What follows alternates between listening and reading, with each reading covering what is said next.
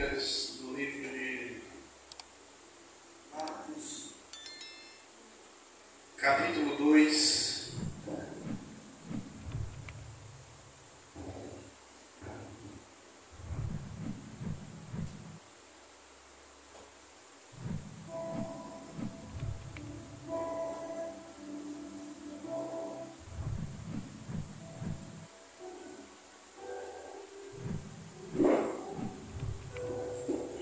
Marcos capítulo 2, a partir do verso de número 1, que vai dizer assim: alguns dias depois, Jesus entrou outra vez em Cafarnaum, e o povo soube que ele estava em casa. E o povo soube que ele estava em casa. E logo se ajuntou tanta gente que nem ainda nos lugares junto à porta cabiam. E eles lhe ensinavam a palavra. Vieram a ele conduzindo um paralítico trazido por 4 homens.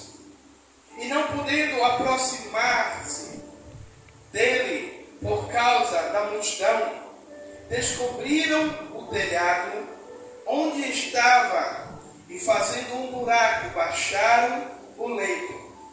E quando que estava o doente, Jesus, vendo a fé deles, disse ao paralítico: filho, perdoado estão os seus pecados.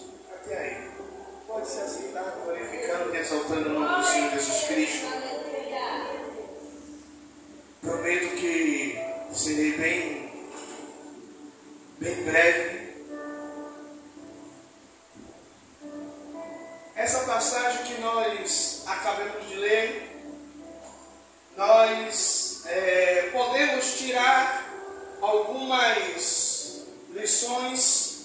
Podemos tirar alguns ensinamentos a qual esses 4 homens eles nos ensinam e nos incentivam a ter. E nessa noite eu separei 4 tópicos que eu prometo que eu vou ler bem rápido e vou ministrar aquilo que Deus ele colocou em meu coração. E o que é que a gente pode aprender com esses 4 homens que levam um paralítico até Jesus? O primeiro tópico é mantendo a visão. Como assim, pastor Tiago?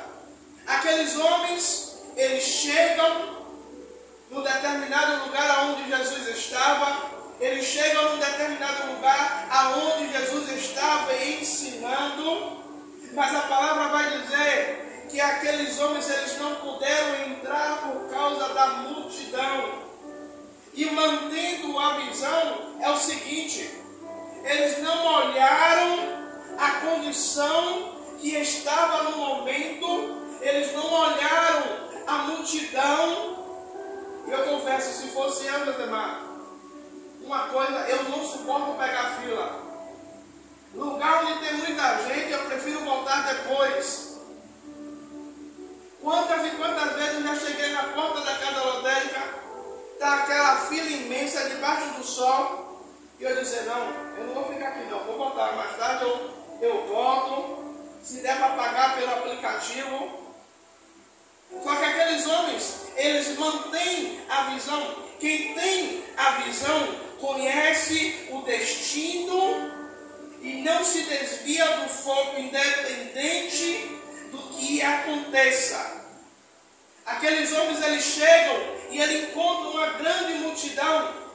Creio eu que eles começam a pensar, eles começam ali a ver alguma maneira que eles pudessem alcançar o objetivo a qual eles foram naquele lugar.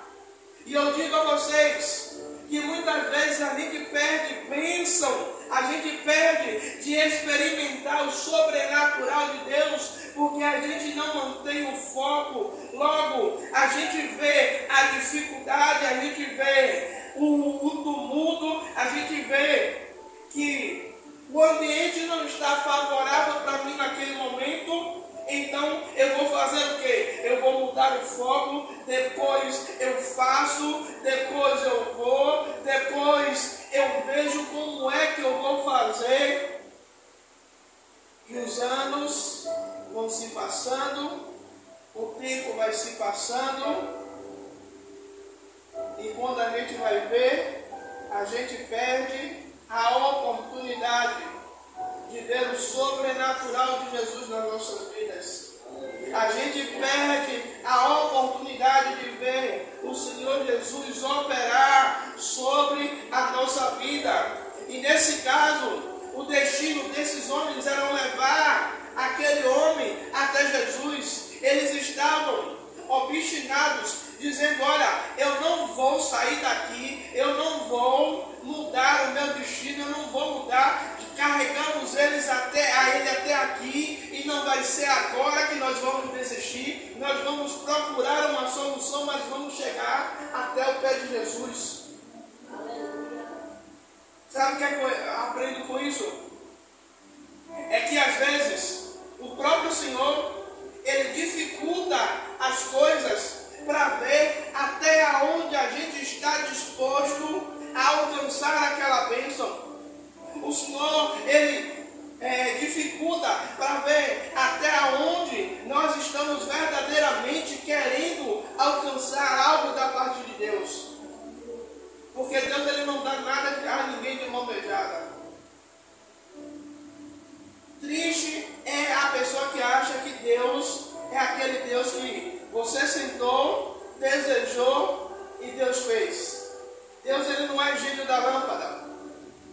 E aqueles homens, eles levam aquele homem diante do Senhor e eles não olham a dificuldade, eles não olham o ambiente, eles não olham as circunstâncias. Independente da circunstância, independente do momento, independente se eu tenho que subir telhado, se eu tenho que subir escada, se eu tenho que escalar uma montanha, se é para eu obter o meu milagre, eu vou. Se é para obter o sobrenatural de Deus, eu vou. E sabe o que é que acontece com muita gente hoje? Chega nos lugares, querem ver a glória de Deus, querem ver o milagre do Senhor. Mas aí a pergunta: o que é que você está fazendo para chamar a atenção de Deus? Quando aqueles homens destampam o telhado e descem aquele homem na maca, Jesus não vai dizer: e vindo a fé do paralítico. A Bíblia vai dizer: e vindo a fé deles, a fé dos quatro. Porque provavelmente, conjectura minha, pensamento meu, talvez o paralítico vendo a quantidade de gente, dizendo: rapaziada, não dá para a gente chegar não. A gente já caminhou demais. A gente já chegou até aqui. Não tem como vocês me passarem daqui para lá. Penso eu que aqueles quatro dizendo: rapaz, fica quieto aí, porque a gente vai dar um jeito, a gente vai achar uma solução. Nem que seja carregando, nem que seja colocando pelo telhado, nem que seja cavando um buraco, a gente vai achar uma solução para alcançar o seu milagre, para alcançar os pés do Senhor Jesus. Sabe qual é o melhor momento para a gente viver o sobrenatural de Deus? É nas dificuldades. É nos momentos que a gente olha e a gente não vê saída para a gente. Você pode olhar. Eu creio que cada um de vocês aqui tem um testemunho para dizer: olha, pastor, eu tive um momento que eu olhei assim, eu não conseguia ver a luz no fim do túnel, eu não conseguia ver saída, eu não conseguia ver uma diretriz, mas nos últimos minutos, no apagar da luz, eu vi o sobrenatural de Deus. Eu lembro que no início da pandemia, morava aqui em Genvelho, ali na ladeira do Escópio. Minha esposa tinha uma escolinha aqui, a escolinha tem que fechar. Vamos morar dentro da igreja em Itapuã. Desempregado eu, desempregado ela, com uma adolescente em casa. E agora, como é que vai ser? E agora, como é que a gente vai conseguir se sustentar? Conseguimos receber só os 3 primeiros meses do auxílio emergencial, que foi uma ajuda, mas depois o auxílio foi cortado tanto o meu como o dela. Aí a gente para um para o outro, olha minha filha, ou adora, e aí você vai escolher o quê? Bora adorar. Eu estou falando com você daqui, eu estou me arrepiando tudo. Eu não vou dizer que eu estou arrepiando os cabelos da cabeça porque eu não tenho. Foi a época que a gente mais viveu a provisão de Deus sobre a nossa vida e sobre a nossa família. Como assim, pastor Tiago? De gente chegar, batendo na porta e dizendo, rapaz, ó, eu estava no interior, trouxe tanta coisa que não vai dar lá para casa não. E aí vim com tempero, vim com feijão verde, vim com quiabo, vim com feijão de corda, vim com isso, vim com aquilo. Aí daqui a pouco chega outro, rapaz, eu recebi 4 cestas básicas lá em casa. E eu lembrei de vocês dois, eu trouxe 2 para vocês dois. E aí Deus testa a gente. Como assim, pastor Tiago? Eu recebi, é para mim, é para minha família. Mas aí chega alguém na porta batendo. Pastor, eu estou com fome. Tem alguma coisa para você me dar de comer aí? Tem sim, peraí. E a gente vê, no meio da dificuldade, a mão de Deus se movimentar em favor da nossa família. E eu me lembro uma certa vez que no meio dessa dificuldade, minha esposa de vez em quando ela gosta de pensar alto. Ela gosta de pensar grande. E ela, em pensamento, ela pensou, poxa, bem que eu poderia comer uma moqueca de camarão em meio à pandemia. E aí uma amiga da gente, que tem um restaurante, que vende moqueca de camarão, pergunta a ela, missionária, a senhora está em casa? Ela, estou. Eu vou mandar um motoboy aí, levar um negócio para a senhora. A senhora só vai precisar pagar a taxa do motoboy, que é R$5. O restante não precisa a senhora pagar não. E vem no saquinho. E quando ela bota em cima da mesa, que ela abre, eu comecei a dar risada.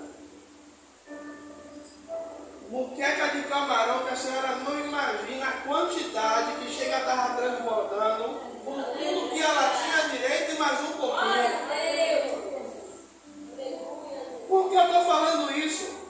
É porque é no momento da dificuldade que a gente tem que manter a nossa visão. Para onde é que está apontada a nossa visão? Enquanto Israel estava no vale, o seu exército e o rei Saul ali paralisado 40 dias por causa de Golias, Davi, ele chega e pergunta, o que é que está acontecendo aí? E contam a Davi o que é que está acontecendo.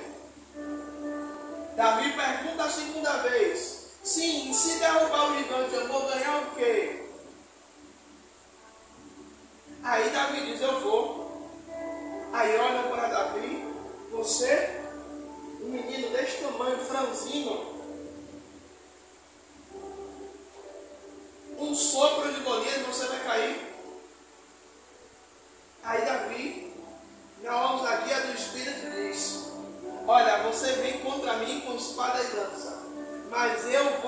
contra você em nome do Senhor dos Exércitos. Sabe o que é isso?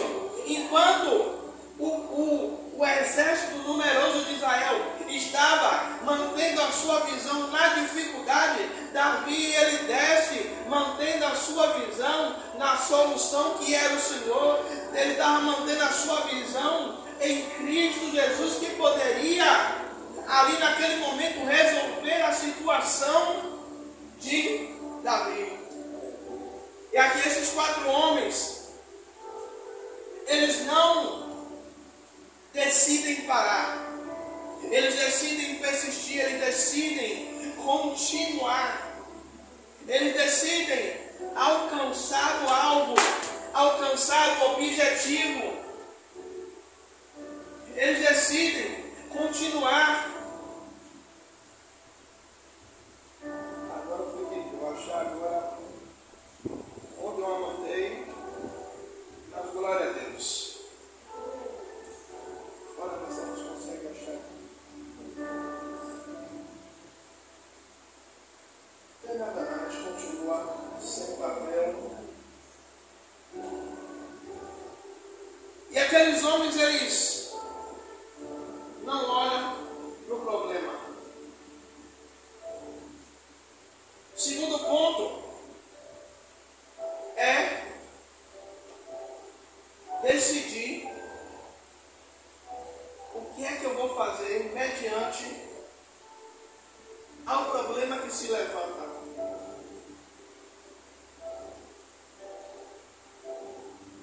É mostrar aonde está a minha confiança. Olhe que o cenário estava favorável para uma desistência. Olha que o cenário estava favorável para dizer: não, bora voltar amanhã, porque talvez amanhã Jesus ele esteja com a agenda mais vazia. E tem uma mulher que a Bíblia não relata o nome dela, só diz que ela era uma mulher cananeia, ou sirofenícia, que morava nas regiões de Tiro e Sidom. E aquela mulher estava com um problema dentro de casa, que a sua filha estava endemoniada. E ela vem gritando: Jesus, filho de Davi, tem misericórdia de mim, que a minha filha está miseravelmente endemoniada. A Bíblia vai relatar que Jesus ele não para, ele continua. A Bíblia também vai relatar que os seus discípulos chamam a atenção dele dizendo: mestre, olha, despede essa mulher porque ela vem gritando, ela está chamando a atenção, ela está nos expondo ao ridículo. E quando aquela mulher chega junto de Jesus, Jesus dá uma palavra dura. Você já pensou? Você chegar aqui querendo ouvir uma palavra de Deus para confortar o seu coração. Aí a liderança da igreja vem com uma palavra um pouco mais dura, vem com uma palavra de confronto, para poder curar, para poder sarar. E ao invés de você continuar persistindo, eu digo: não, a palavra foi dura, mas eu vou continuar, porque eu vou alcançar o meu milagre. Aquela mulher ouve de Jesus dizendo: olha, não é lícito, não é bom eu pegar o pão dos filhos e deitar aos cachorrinhos. Mas a mulher, ela estava focada, ela estava com a visão do milagre dela. Jesus, Senhor, Mestre, olha, eu entendo, mas até os cachorrinhos comem das migalhas que caem da mesa do seu Senhor. Sabe o que ela está dizendo? Jesus, independente se o Senhor vai fazer um milagre ou não, eu só saio daqui quando o Senhor fizer. Ainda eu não quero mais nada não, eu só quero que o Senhor cure a minha filha. Eu só quero que o Senhor libere uma palavra. filha ser curada. E Jesus vai olhar e vai chamar o povo, olha, nem em todo Israel eu vi fé. Vá, filha, a tua fé te salvou.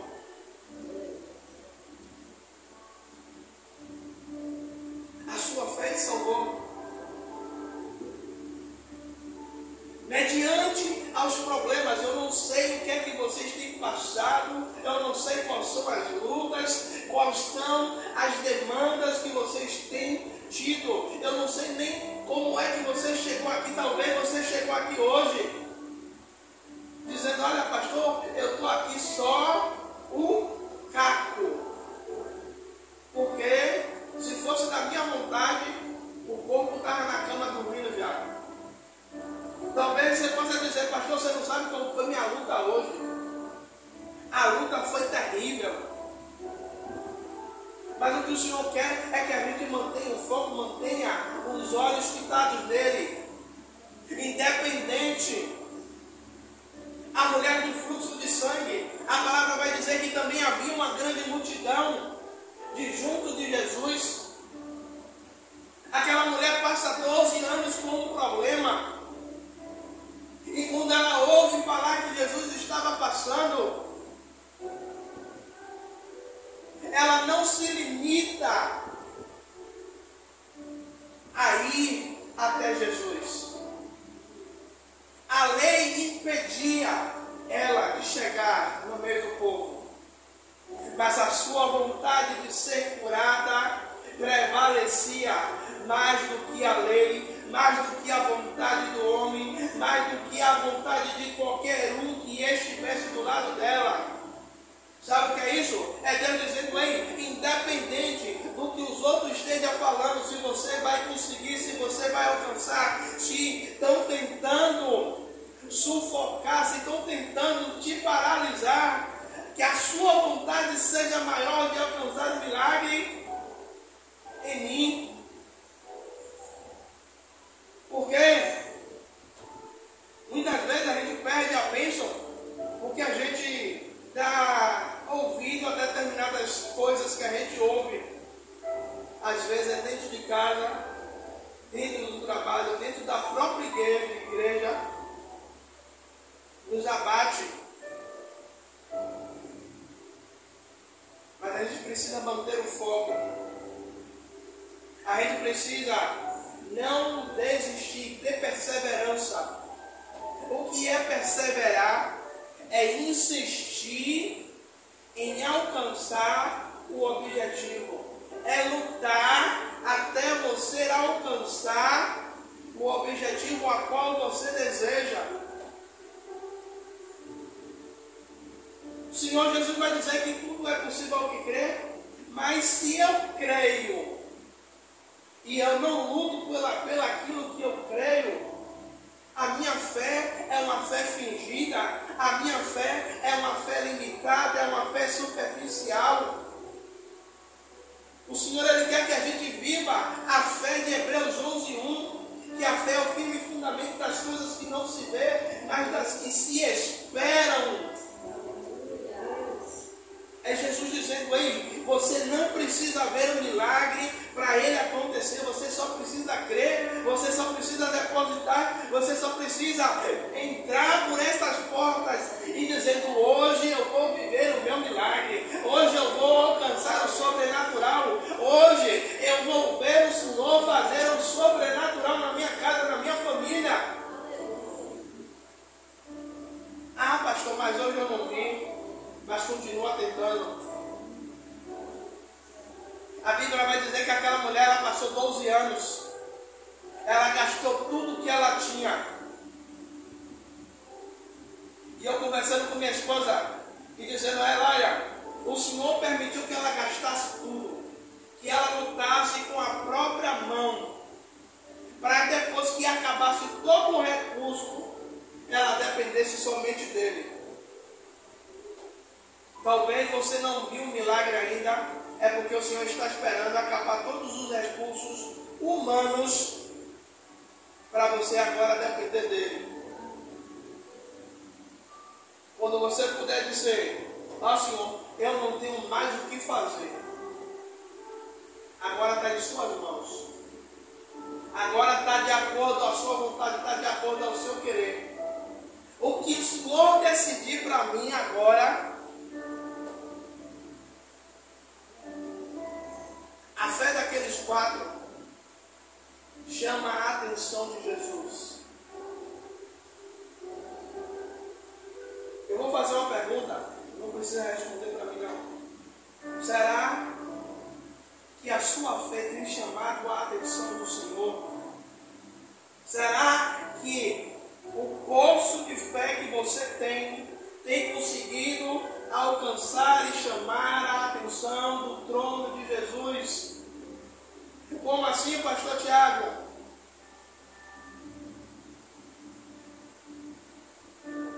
Cego Bartimeu. A palavra vai dizer que Bartimeu, ele ouve Jesus passando e ele começa a clamar. E algumas pessoas que estavam do lado de Bartimeu começam a dizer: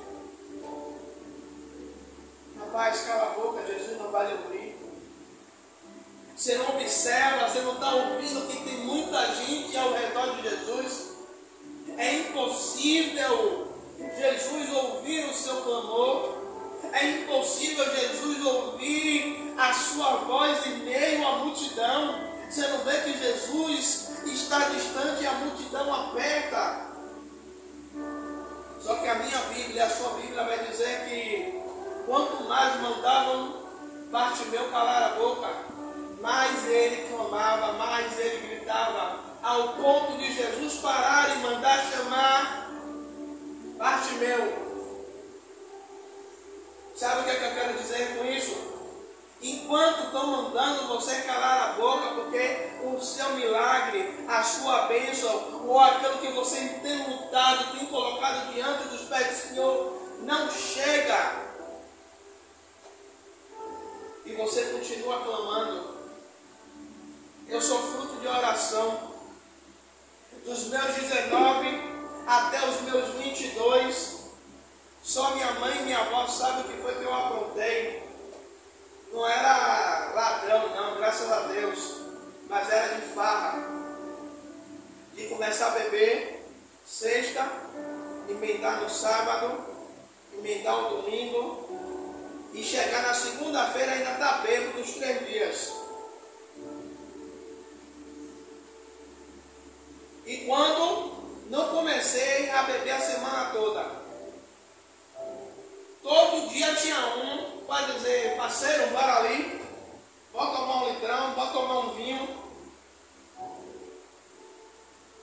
Minha avó, ela começou a pregar para mim. Eu dizia: pô, velho, eu não estou afim de ouvir minha avó pregar, velho. Eu corria quando ela começava. A casa tinha uma entrada pela frente, tinha uma saída pelo fundo. Pela cozinha eu entrava, pela cozinha. Quando ela dava um vacilo, eu saía pela sala e me mandava. Às vezes nem voltava para almoçar para não ouvir minha avó falando de Jesus. Só que Deus deu uma estratégia a ela. Ela parou de pregar para mim. Mas os joelhos estavam dobrados todo dia no altar. O joelho estava todo dia dobrado no quarto. E sabe o que ela dizia? Meu neto vai ser um pastor. Aí eu, pastor? Só que não. E todo dia ela dizia. E tinha pessoas da própria família dizendo: Dona Ana, está orando por Tiago, porque ainda? Está orando por Júlio, meu tio, porque ainda? Eram os dois que davam trabalho na família. Está orando para eles dois porque não está vendo que eles não querem nada com Jesus. Só que ela continuou. Ela perseverou, ela manteve o foco. Aí Jesus pega meu tio.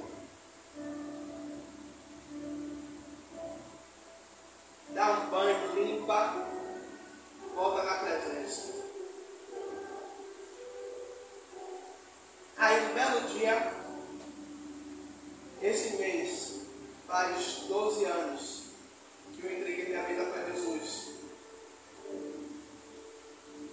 Um belo dia, um dia de sábado, eu dentro de um quartinho, Jesus ele fala comigo, João 3,16. Que Deus amou o mundo de tal maneira que deu seu Filho unigênito, para aquele que nele crê não pereça, mas tenha vida eterna. Naquele dia se cumpre a vontade de Deus e a vontade de minha avó. Ela manteve o foco, ela perseverou e Jesus alcançou. E aí eu vou para a igreja de manhã, não digo nada a ninguém. Quando eu volto todo arrumado, bonito, sem estar perdendo álcool. E aí minha avó faz assim, estava onde? Todo arrumado, bonito, assim dentro dele, de manhã cedo. Eu fui para a igreja, aceitei Jesus.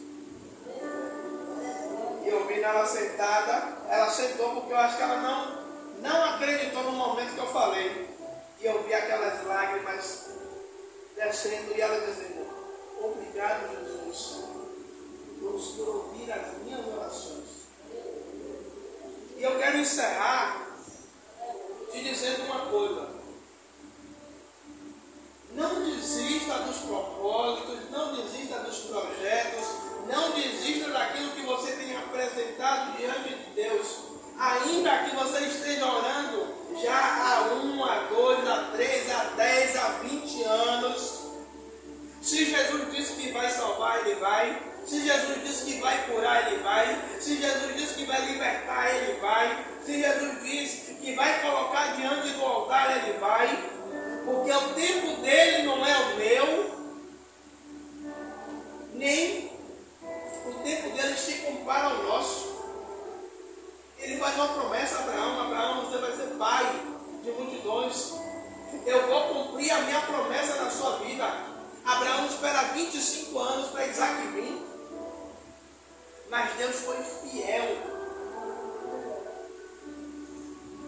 E depois eu vou poder voltar aqui para poder ouvir testemunhos. Ah, pastor, mas eu vou ouvir testemunhos. Sabe de quem? Pastor, se cumpriu, perseverei, continuei lutando, continuei orando, mantive a visão, o foco, e Deus operou na minha casa, operou no meu trabalho, operou na família. Deus fez um sobrenatural. Amém? Amém. Agora só aqueles que creem, dá uma salva de palmas e engrandece o nome do Senhor.